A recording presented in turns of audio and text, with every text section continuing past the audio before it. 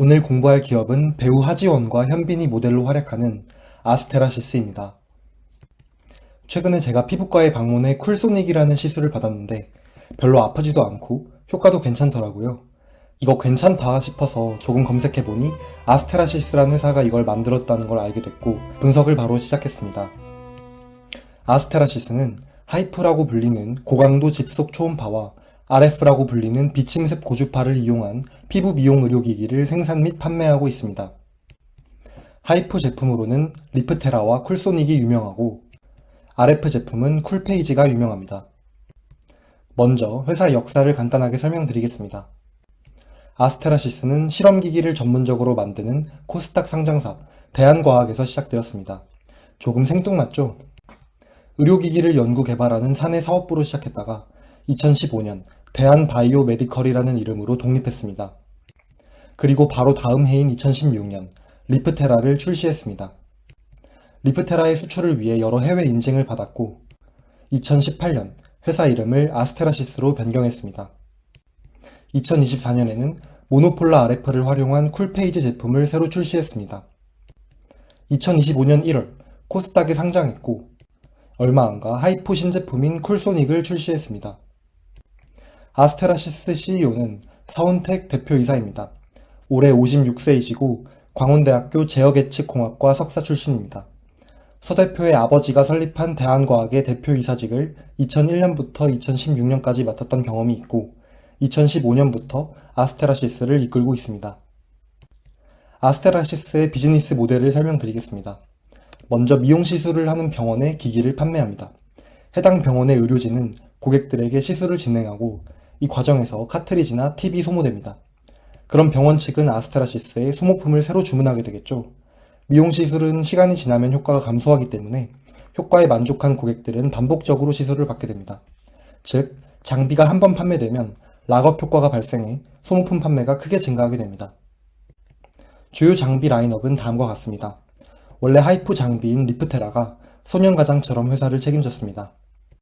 그런데 작년에 출시된 RF 장비인 쿨페이지가 3개월 만에 국내와 브라질을 중심으로 400대가 판매되는 등 회사의 새로운 성장 동력으로 자리매김했습니다.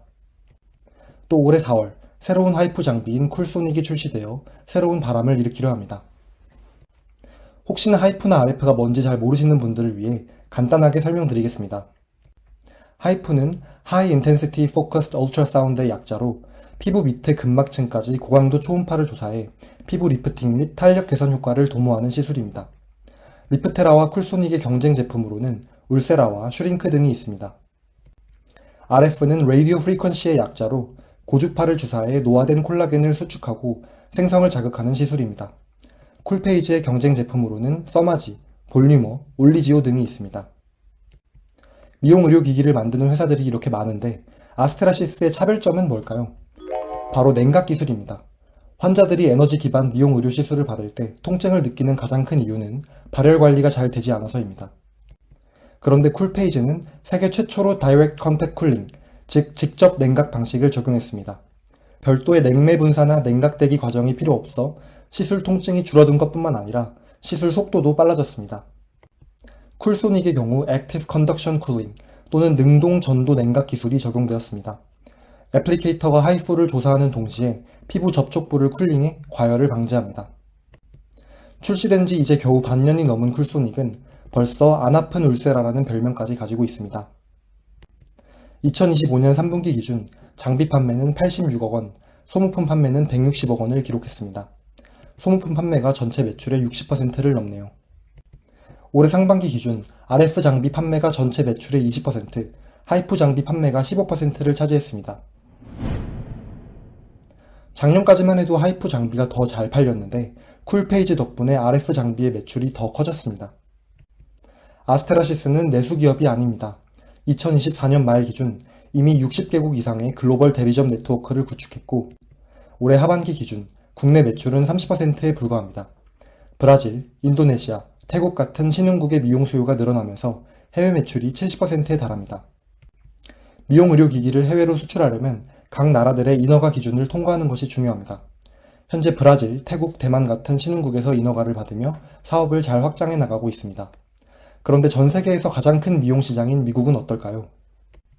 올해 10월, 쿨페이지는 미국 FDA 510K 승인을 받았고 11월에 쿨페이지의 고주파 냉각 기술이 미국에 특허 등록이 되었습니다. 그래서 내년 초부터 미국 판매가 시작될 것으로 예상합니다. 쿨소닉의 경우 내년 중순쯤 FDA 승인을 예상하고 있습니다. 올해 초 상장한 뒤 회사 주가는 90% 정도 올랐습니다. 11월 25일 기준 시가총액은 5천억 원이고 PER은 50입니다. 목표 주가는 어떻게 될까요? 4개의 투자기관이 리포트를 제시했고 평균 목표 주가는 약 15,000원이었습니다. 최근 2달 리포트만 보자면 상상인 증권에서 목표 주가를 16,000원으로 상향했고 키움증권은 19,000원을 제시한 바 있습니다. 배당 정책을 보겠습니다. 2024년에는 주당 32원의 배당금을 지급해 배당 수익률이 0.25%였습니다. 올해의 경우 이미 주당 54원의 중간 배당을 지급했고 결산 배당까지 합치면 주당 65원의 배당금이 지급될 것으로 추정됩니다. 이로써 예상 연 배당 수익률은 0.5%, 배당 성향은 21%입니다. 주요 주주는 누가 있을까요? 9월 30일 기준 서은택 대표이사는 1295만 주를 보유해 34.5% 지분율로 최대 주주입니다. 240만 주 또는 6.4% 지분율을 가진 김종석 부사장이 그 뒤를 잇습니다. 7명의 임원이 주식 매수 선택권을 행사해 주식을 추가 매입했습니다. 그런데 취득 단가가 3,000원인 것으로 보아 우리가 특별히 주목해야 하는 호재인 것 같지는 않습니다. 이제 연결 기준 3분기 손익계산서를 보겠습니다. 총 매출은 88억 원을 기록해 전년 동기 대비 29% 성장했습니다. 매출이 늘었지만 매출 원가는 오히려 줄었습니다. 그래서 매출 총 이익은 70억 원을 기록해 전년 동기 대비 무려 44%나 증가했습니다. 영업이익은 23억 원, 순이익은 19억 원을 기록해 각각 전년 동기 대비 56%, 84% 급증했습니다. 최근 5년간 매출 및 영업이익률 추이를 보겠습니다. 2020년 81억 원, 2021년 140억 원, 2022년 156억 원, 2023년 175억 원, 그리고 2024년에는 288억 원의 연매출을 기록했습니다. 증권사들은 올해 연매출 415억 원을 기록할 것이라 전망합니다. 영업이익률의 경우 최근 들어 큰 폭으로 증가하고 있습니다. 2023년에는 9% 수준이었지만 2024년 23%, 그리고 올해에는 33%를 기록할 것으로 전망합니다. 3분기 연결 기준 재무상태표를 보겠습니다.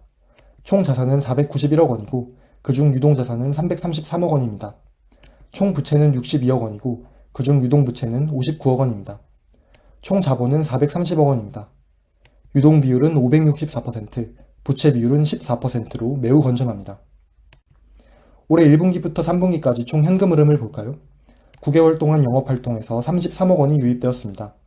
투자활동에서는 223억 원이 유출되었습니다. 단기 금융자산을 127억 원 취득한 것이 주 요인입니다. 또 설비 투자에 11억 원 이상 사용했습니다. 재무활동에서는 159억 원이 유입되었습니다. 올해 초 코스닥에 상장하는 과정에서 173억 원이 유입된 것이 주 요인입니다. 9개월간 순현금 흐름은 마이너스 31억 원이고 분기 말 현금 및 현금성 자산은 30억 원입니다. 마지막으로 투자 포인트와 리스크를 정리해보며 총 정리해보겠습니다. 첫 번째 투자 포인트는 피부 미용 시술의 수요가 점점 증가하고 있다는 점입니다. 과거에는 피부 미용이 여성들의 전유물이라는 인식이 강했지만 최근 들어서는 남성들의 관심도 크게 증가하고 있습니다. 또 사람들이 명품과 고급차를 소비하면서 과시욕을 해소하듯이 피부 미용에도 비슷한 현상이 발생하고 있습니다. 두 번째 투자 포인트는 해외 수출의 확대 기대감입니다. 쿨페이지는 올해 들어 대만, 인도네시아, 태국에서 인허가를 취득했고 앞서 설명드렸듯이 내년부터 미국에서도 판매가 시작될 예정입니다. 또 쿨소닉은 올해 4월에 출시된 후 2분기에만 글로벌 26대가 판매되며 좋은 스타트를 끊었습니다. 겨울방학과 연말 휴가가 몰려있는 4분기가 전통적인 피부 미용 성수기인데 다가오는 4분기의 실적이 기대됩니다. 반대로 투자 리스크도 생각해봐야겠죠. 첫 번째 리스크는 높은 밸류에이션입니다. 현재 아스테라시스의 PER은 50입니다. 미국에서 RF 장비인 볼리머를 수출하고 있는 미용 의료기기 대장주 클래시스의 PER이 현재 30이 안되고 올리지오로 유명한 언텍의 PER이 15입니다.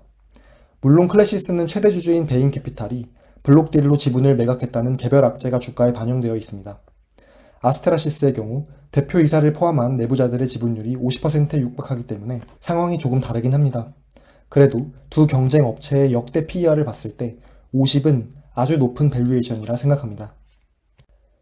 두 번째 투자 리스크는 미용 의료 시장의 경쟁은 치열하고 유행이 자꾸 바뀐다는 점입니다. 과거에는 울세라와 써마지가 각각 하이프와 RF 장비의 대명사로 불렸습니다. 선두주자였기 때문에 경쟁도 적었고요. 그런데 지금은 상황이 다릅니다. 수많은 업체들이 새로운 장비를 개발하고 있고 성능과 마케팅에 따라 유행도 계속 바뀌고 있습니다. 지금은 리프테라와 쿨페이지가 인기를 끌지만 경쟁에 밀리거나 유행을 타지 못해 고객들의 선택을 받지 못한다면 곧바로 실적 악화로 연결될 것입니다. 이상 아스테라시스를 분석해 보았습니다. 여러분은 이 회사의 미래를 어떻게 보시나요? 댓글로 의견을 남겨주세요. 영상이 도움되셨다면 구독, 좋아요 꼭 부탁드립니다. 감사합니다.